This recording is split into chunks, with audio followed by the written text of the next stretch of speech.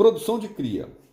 A produção da cria é regulada por fatores externos, como temperatura e umidade, entre outros, e por fatores internos, como quantidade de alimento em estoque e salubridade da rainha, entre outros. Na colmeia, a região de cria recebe cuidados especiais, pois o sucesso da colônia depende do bom desenvolvimento da cria, já que são necessárias muitas operárias para desempenhar os diversos trabalhos. Inúmeros fatores determinam o ritmo de produção de operárias e a época de produção de rainhas e machos. A época da produção de rainhas e machos, que iniciarão novas colônias, coincide com a época de maior estocagem de alimento no final da primavera, antecedendo o início das chuvas de verão. A produção de operários acontece o ano todo, mas é intensificada na época de maiores estoques de alimento. Na produção de cria, as operárias constroem os favos, colocam o alimento, consistindo de pólen, mel e secreções glandulares, e depois que a rainha deposita o ovo na célula, a mesma é tampada pelas operárias. A partir daí, a cria passa por todas as etapas de desenvolvimento: ovo, larva, pulpa e adulto, que pode durar de 40 a 52 dias, dependendo do sexo e da casta. Mas o que determina o nascimento de zangão, operária ou rainha? Quanto aos machos, os zangões originam-se de ovos não fecundados, ou seja, o material contido no ovo é de responsabilidade exclusivamente materna, seja da rainha ou da operária. Já as fêmeas, operárias e rainhas, se originam de ovos que são fecundados nos ovários da rainha, possuindo material genético do zangão e da rainha.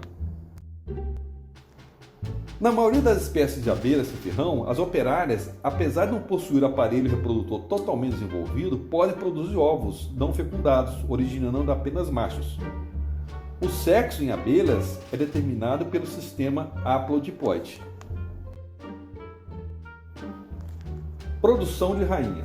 Nas abelhas sem ferrão, existem duas formas de se produzir rainhas.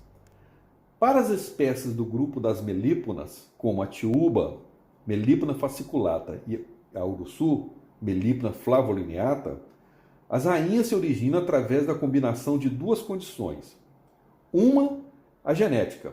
O ovo deve ter condições genéticas para se originar uma rainha. E a outra, a alimentar. Deve ter alimento em quantidade suficiente na célula. Nesse grupo não existe diferença entre uma célula que dá origem a uma rainha e de uma célula que dá origem a uma operária.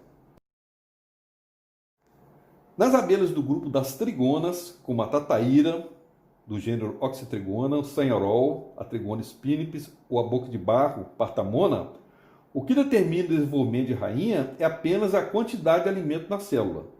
Sendo assim, para que nasça uma rainha, é necessária a construção de uma célula maior chamada de realeira ou célula real, onde a quantidade de alimento depositada é bem maior que nas células de operária.